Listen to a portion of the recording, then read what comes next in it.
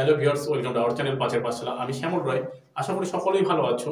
আবার একটি নতুন ভিডিও নিয়ে তোমাদের সামনে উপস্থিত হলাম। দেখো, মিশন ডাব্লিউপি এবং কেপি কনস্টেবল 2024 কে ফোকাস করে যে আমাদের প্র্যাকটিস সেটটি চলছে তার আজ 18তম প্র্যাকটিস সেট। এর আগে 1 থেকে 17তম অলরেডি আমাদের প্র্যাকটিস সেট হয়ে গেছে। তোমরা সেই প্র্যাকটিস সেটগুলি যদি কেউ না দেখে থাকো তাহলে অবশ্যই আমাদের ইউটিউব চ্যানেলে এসে সেই প্র্যাকটিস সেটগুলি দেখে যাবে। এছাড়াও তোমরা যারা আমাদের এই চ্যানেলে একবারই নতুন তারা অবশ্যই চ্যানেলটিকে সাবস্ক্রাইব করে পাশে থাকা বেল আইকনটা প্রেস করে দিবে। তো চলো বেশি কথা না বাড়িয়ে আমাদের আজকের প্র্যাকটিস সেটটি শুরু করি। তো দেখো, প্রথম প্রশ্ন কি রয়েছে, মেহেরগড় সভ্যতা কে আবিষ্কার করেন? দেখো, মেহেরগড় সভ্যতা সম্পর্কে আমি ডিটেলসে পড়িয়েছি তোমাদেরকে আমাদের ইউটিউব চ্যানেলে, সেখান থেকে তোমরা দেখে নিবে। দেখো কি রয়েছে অপশনগুলো, Rakhal Das Bandyopadhyay, John Marshall, Dayaram Sahni, Jeff হেসওয়া জ্যারিস। তো মেহেরগড় সভ্যতা কে আবিষ্কার করেন? অপশন নম্বর বি আমাদের সঠিক, ডি আমাদের সঠিক অ্যান্সার হয়ে যাচ্ছে, জেফ হেসওয়া জ্যারিস। এটি কিনা 1974 খ্রিস্টাব্দে আমাদের কি মেহেরগড় সভ্যতা আবিষ্কার করেন। তো চলো দ্বিতীয় প্রশ্নে যাওয়া যাক। কি রয়েছে, জলের গভীরতা পরিমাপের জন্য জাহাজের কোন যন্ত্র ব্যবহৃত হয়? তো অপশনগুলো দেখে নিই, অল্টিমিটার, ভ্যাদোমিটার, হাইড্রোমিটার, অডিওমিটার। তো জলের গভীরতা পরিমাপের জন্য জাহাজে কোন যন্ত্র ব্যবহৃত হয়? সেটা অপশন নাম্বার বি আমাদের সঠিক অ্যান্সার হয়ে যাচ্ছে, ভ্যাদোমিটার। এছাড়াও বিভিন্ন যন্ত্রপাতি এবং তাদের আবিষ্কর্তা বা তাদের যে পরিমাপক যন্ত্র সেটা সম্পর্কে আমরা জেনে নিই। দেখো কি রয়েছে,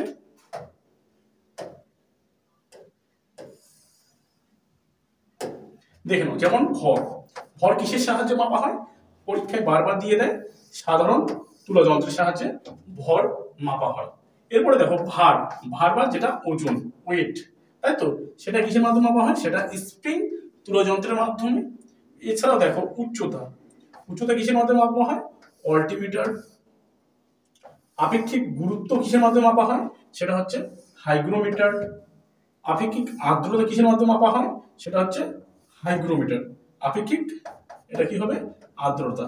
এটা হচ্ছে হবে আমাদের কি হাইগ্রোমিটার। এছাড়া আমরা জানি ল্যাক্টোমিটার, দুধের বিশুদ্ধতা, তাই না? তো এসব মাপা হয়ে থাকে। তো এইসব যে যন্ত্রপাতি রয়েছে, মানে যন্ত্র কিসের মাধ্যমে মাপা হয় বা কি ধরনের জিনিস কিসের মাধ্যমে মাপা হয়, এই যে এই ধরনের প্রশ্নগুলো পরীক্ষায় বারবার দিয়ে দেয়। তো পরের প্রশ্ন দেখে নেই, আমাদের পলিটি থেকে রয়েছে কি, লোকসভার জনক নামে কি পরিচিত? তো এখানে টাইপিং মিস্টেক হয়ে গেছে, লোকসভার জনক নামে কে পরিচিত, তাই তো। তো ফাদার অফ লোকসভা কাকে বলা হয়? অপশনগুলো দেখে নিন কি রয়েছে, doctor B R Ambedkar, Rajendra Prasad, G V Mavalankar, P A Sangma, তাই তো। তো লোকসভার জনক নামে কি পরিচিত? অপশন নম্বর আমাদের সি সঠিক অ্যান্সার হয়ে যাচ্ছে, জি ভি মাভালঙ্কর। দেখো জি ভি মাভালঙ্কর সম্পর্কে দেখে নিই আমরা বা জেনে নিই কিছু কি পয়েন্টস। সেটা কি, সেটা দেখে নিই আমরা, যে 1888 সালের 27শে নভেম্বর এই জিভি মাভালঙ্করের পুরো নাম কি? গণেশ বাসুদেব মাভালঙ্কর। কি বললাম? গণেশ বাসুদেব মাভালঙ্কর একটি মারাঠি পরিবারে, মানে মহারাষ্ট্রের একটি মারাঠি পরিবারে জন্মগ্রহণ করেন।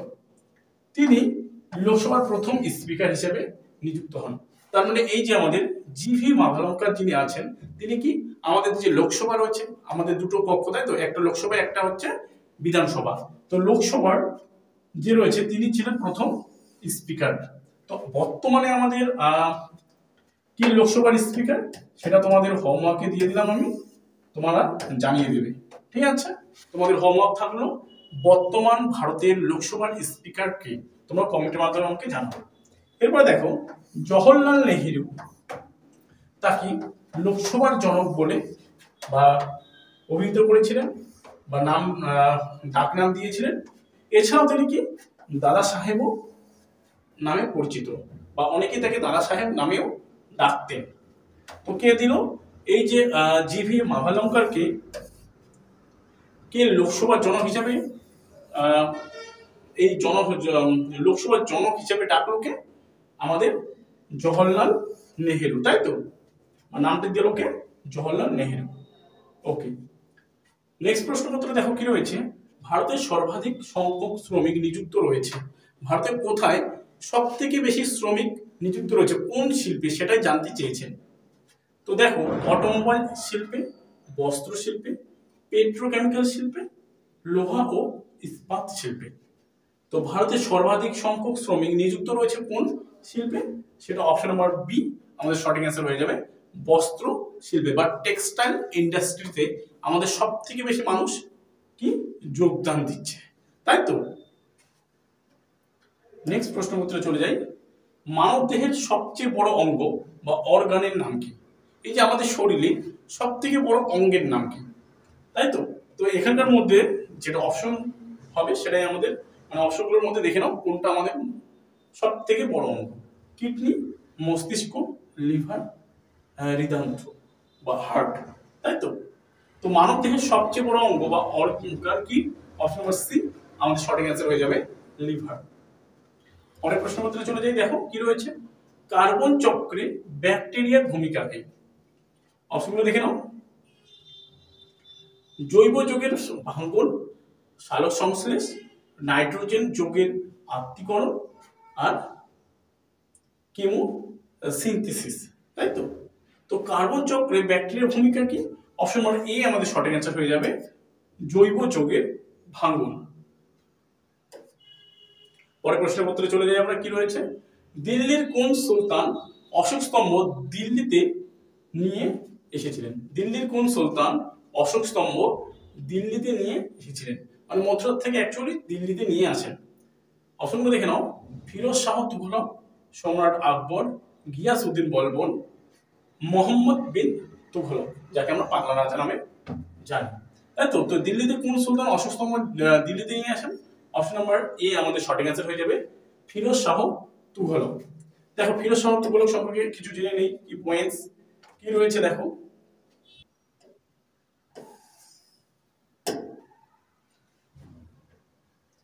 দেখো আমরা দেখে নিই কি রয়েছে। হেনরি এলিয়ট ও এলফিনস্টোন কি বলছে? হেনরি এলিয়ট এবং এলফিনস্টোন ফিরোজ শাহ তুঘলককে কি বলছেন? সুলতানি যুগের আকবর। এটা পরীক্ষায় বারবার দিয়ে দেয় যে সুলতানের যুগে আকবর দিল্লির কোন সুলতানকে বলা হয়? তো ফিরোজ শাহ তুঘলককে আখ্যা দিয়েছেন, ঠিক আছে। তিনি এমপ্লয়মেন্ট এক্সচেঞ্জ বা কর্মনিয়োগ দপ্তর চালু করেছিলেন। এছাড়াও তিনি দাতব্য চিকিৎসালয়ও তিনি স্থাপন করেন। ওকে, নেক্সট প্রশ্ন উত্তরে চলে যাই আমরা। কি রয়েছে, নিম্নের কোনটি যমুনার ডান তীরের উপনদী? দেখো গঙ্গা নদীর প্রধান উপনদী যদি দেখি সেটা হয়ে যাবে যমুনা। যমুনার যদি আমরা দৈর্ঘ্য দেখি 1376 মিটার, তাই তো। তো বলছে এই যমুনারই আবার কি বলছে, ডান তীরের উপনদী। তো যমুনার সব থেকে ডান তীরের উপনদীর নাম কি? অপশনগুলো দেখে নিই আমরা। চম্বল, সোন, সারদা, হিন্দন। তো এখানে সঠিক অ্যান্সার হয়ে যাবে অপশন নাম্বার এ, চম্বল। যমুনার সব থেকে বড় যদি উপনদী দেখি সেটা হয়ে যাবে চম্বল। আর চম্বল হচ্ছে ভারতের উত্তরবাহিনী নদী। সোন উত্তরবাহিনী নদী, সারদা, হিন্দন এগুলি সবগুলি ভারতের উত্তরবাহিনী নদী। কারণ ভারতের যে মধ্যভাগটা রয়েছে, তাই তো, ভারতের যে মধ্যভাগটা রয়েছে সেটা বিন্ধ্য, সাতপুরা, মহাকাল এই যে পর্বতমালাগুলো রয়েছে বা পর্বত শ্রেণীগুলো রয়েছে সেটার থেকে উৎপত্তি লাভ করে তারা উত্তরের দিকে প্রবাহিত হয়েছে। তো চলো পরের প্রশ্নে যাওয়া যাক। কি রয়েছে, ভারতীয় গ্রামীণ রোজগার সুরক্ষা যোজনার কাজে অধিকার দেওয়া হয়েছে কতদিন? ভারতে যে আমাদের গ্রামীণ এলাকাগুলো রয়েছে সেখানে আমাদের যারা দরিদ্র শ্রেণীর মানুষ বা গ্রামের যে মানুষ রয়েছে তাদেরকে একটা নির্দিষ্ট একটা দিনের মানে সরকার থেকে কাজ দেওয়ার কথা বলা হয়েছে। তো সেই কাজের মেয়াদ কতদিন সেটা এখানে জানতে চেয়েছেন। বছরে 100 দিন, বছরে 75 দিন, বছরে 120 দিন এবং বছরে 200 দিন। তো আমরা সকলেই জানি অপশন নম্বর এ আমাদের সঠিক অ্যান্সার হয়ে যাবে, বছরে 100 দিন। আমাদের এদিকে গ্রামে কি বলা হয় যে 100 দিনের কাজ চলছে, তাই তো। পরের প্রশ্নে চলে যাই। কোন প্রণালী আফ্রিকা থেকে ইউরোপকে পৃথক করেছে? অপশনগুলো দেখে নিই। পক প্রণালী, বেরিং প্রণালী, জিব্রাল্টার প্রণালী, 37তম প্যারালাল। তো অপশন নাম্বার সি আমাদের সঠিক অ্যান্সার হয়ে যাবে, জিব্রাল্টার প্রণালী। এরপরে কিছু কি পয়েন্টস দেখে নিই আমরা যেগুলি ভীষণ আপকামিং পরীক্ষার জন্য গুরুত্বপূর্ণ, ভীষণ ভীষণ গুরুত্বপূর্ণ, সেগুলো আমরা দেখে নিই। কি রয়েছে দেখো, যেমন ইংলিশ চ্যানেল। এটা ভীষণ ইম্পর্টেন্ট। কোথায় রয়েছে? ইংল্যান্ড এবং ফ্রান্স। তোমাদের আবার হোমওয়ার্ক, আরেকটি হোমওয়ার্ক দিয়ে দিচ্ছি, সেটা কি, কোন বাঙালি প্রথম পুরুষ এবং মহিলাই দিতে পারো তোমরা যে ইংলিশ চ্যানেল পার হয়েছিলেন? ঠিক আছে, কমেন্টের মাধ্যমে তোমরা আমাকে জানাবে। এছাড়াও দেখো মেনারহেম রেখা, যেটা রাশিয়া এবং ফিনল্যান্ডের মধ্যে রয়েছে, 49তম প্যারালাল, যেটা মার্কিন যুক্তরাষ্ট্র এবং কানাডার মধ্যে রয়েছে। এরপরে দেখো কি রয়েছে, লাইন অফ ডিমার্কেশন, সেটা কি, কোথায় কোথায় রয়েছে? পর্তুগাল এবং স্পেন দেশের মধ্যে রয়েছে, মালাক্কা প্রণালী, মালয়েশিয়া এবং সুমাত্রার মধ্যে রয়েছে, ম্যাগিনট লাইন, যেটা জার্মানি এবং ফ্রান্সের মধ্যে রয়েছে। এই যে বিভিন্ন ধরনের লাইনগুলো, বিভিন্ন ধরনের রেখাগুলো, সেগুলো আমাদের পরীক্ষায় বারবার দিয়ে দেয়, তাই তো? তো এগুলো পরীক্ষা দেওয়ার আগে এগুলো দেখে নিতে হবে। তো পরের প্রশ্ন কি রয়েছে, ফটো তোলার সময় ক্যামেরায় কি লেন্স ব্যবহৃত হয়? যখন আমরা ফটো ক্লিক করি বা ফটো তোলার লেন্সটা, ক্যামেরার যে লেন্সটা, সেটা কি লেন্স, সেটাই এখানে জানতে চাইছেন। বৃত্তীয় উত্তল লেন্স, বৃত্তীয় অবতল লেন্স, অধিবৃত্তীয় উত্তল লেন্স, অধিবৃত্তীয় অবতল লেন্স।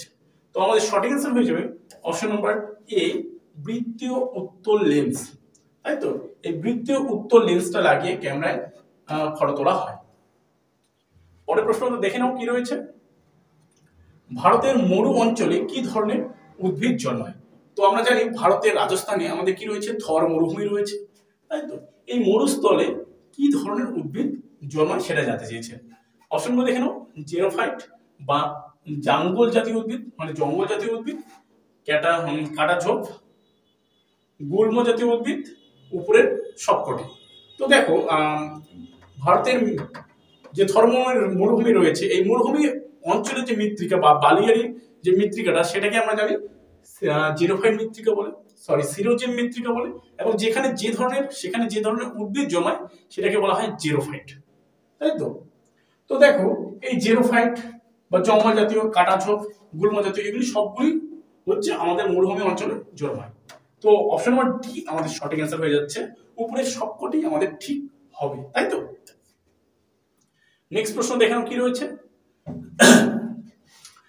নিম্নের আন্দোলনগুলির ঘটনাক্রমে সাজাও। তো এখানে 4টা আন্দোলন রয়েছে, সেটা কখন, মানে কোন সময় হয়েছিল সেটা পরপর সাজাতে বলছে, তাই তো? স্বদেশী আন্দোলন, খিলাফত আন্দোলন, হোম রুল আন্দোলন, আইন অমান্য আন্দোলন। তো আমরা দেখে নিই কোন আন্দোলনটা কোন সময়ে হয়েছিল, সেটা আগে আমরা বের করে নিই। দেখো যেমন স্বদেশী আন্দোলন বা বঙ্গভঙ্গ আন্দোলন কত সালে হয়েছিল? 1905 খ্রিস্টাব্দে, তাই না? কি বললাম, 1905 খ্রিস্টাব্দে। এরপরে দেখো খিলাফত আন্দোলন, খিলাফত আন্দোলন কত সালে হয়েছিল?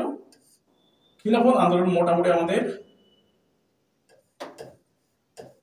1919 থেকে ধরতে পারি আমরা 1922-23, তাই তো? এরপরে দেখো হোম রুল আন্দোলনটা কত সালে হয়েছিল? এটা হয়েছিল 1916 খ্রিস্টাব্দে। এরপরে দেখো আইন অমান্য আন্দোলন, যেটা 1930 খ্রিস্টাব্দে এবং 12ই মার্চ, তাই তো? তো দেখো আমরা পরপর সাজালাম, যে হচ্ছে স্বদেশী আন্দোলন 1905, খিলাফত আন্দোলন 1919 থেকে 1923, হোম রুল আন্দোলন 1916, আইন অমান্য আন্দোলন। তো তোমরা এখন গেস করতে পারছো কোন আমাদের অপশনটা রাইট হবে, তাই তো? তো অপশন নাম্বার এখানে দেখে নাও, সি আমাদের সঠিক অ্যান্সার হয়ে যাচ্ছে। প্রথমে দেখো 1 নম্বর স্বদেশী আন্দোলনে রয়েছে, তারপর 3 নম্বর কি বললাম, হোম রুল আন্দোলন, যেটা 1916 সালে হয়েছিল, 2 নম্বর কি রয়েছে, খিলাফত আন্দোলন, যেটা 1919 সালে হচ্ছিল, আর 4 নম্বরে রয়েছে আইন অমান্য আন্দোলন, যেটা 1930 সালে হয়েছিল, তাই তো? পরের প্রশ্ন দেখে নাও কি রয়েছে, ওজোন গ্যাস বায়ুমণ্ডলের কোন স্তরে দেখা যায়? ওজোন গ্যাস, তাই তো? অপশনগুলো দেখে নাও তোমরা কি রয়েছে, ট্রপোস্ফিয়ার, স্ট্র্যাটোস্ফিয়ার, মেসোস্ফিয়ার, থার্মোস্ফিয়ার। তো ozone gas option number B, তোমরা সকলেই জানো স্ট্র্যাটোস্ফিয়ারে ওজোন গ্যাস রয়েছে বা ওজোন স্তর রয়েছে। ওজোন স্তর আমাদের কি ক্ষতি, মানে কি উপকার করে? অ্যাকচুয়ালি ওজোন স্তর আমাদের সূর্যের যে অতিবেগুনি রশ্মি আছে সেটাকে শোধন করে নেয়, যাতে করে কি হয় যে আমাদের শরীরে, বিশেষ করে মানুষের শরীরে কি এই বিভিন্ন ধরনের ক্যান্সার থেকে আমাদের রক্ষা করে, মানে ত্বকের মধ্যে যে ক্যান্সার সেটা আমাদের রক্ষা করে এই ওজোন স্তর। তাই তো এই ওজোন স্তর আবার বিভিন্ন কারণে আমাদের ক্ষতি হচ্ছে, যেমন সিএফসি ক্লোরোফ্লোরোকার্বনের ফলে, তাই তো রেফ্রিজারেটরের ফলে, বিভিন্ন ধরনের গ্যাসের ফলে। তো ট্রোপোস্ফিয়ারে আমাদের কি হয়, ট্রোপোস্ফিয়ারের মাধ্যমে আমাদের কি হয়, ট্রোপোস্ফিয়ারে আমাদের ঝড় বৃষ্টি বজ্রপাত হয়, তাই না, দেখা যায় এই ট্রোপোস্ফিয়ারের মাধ্যমে। নেক্সট দেখো কি প্রশ্ন রয়েছে, খনিজ পদার্থ ফ্লোরিন এর অভাবে মানবদেহের কি ক্ষতি হয়। তাই তো অপশনগুলো দেখো কি রয়েছে, ক্ষুধামান্ত, গয়টার, অ্যানিমিয়া, অ্যানিমিয়া হচ্ছে ভুলে যাওয়ার রোগ, দুর্বল দাঁত, বা এটাকে বলা হয় অ্যামনেসিয়া। তাই তো তো খনিজ পদার্থ ফ্লোরিন এর অভাবে মানবদেহে কি ক্ষতি হয়, অপশন নম্বর ডি আমাদের সঠিক অ্যান্সার হয়ে যাবে, দুর্বল দাঁত। দাঁত কি হয়েছে, দুর্বল হয়ে যায় এই ফ্লোরিনের অভাবে। পরের প্রশ্ন কি রয়েছে, 1946 সালে তেভাগা আন্দোলন কোথায় হয়েছিল।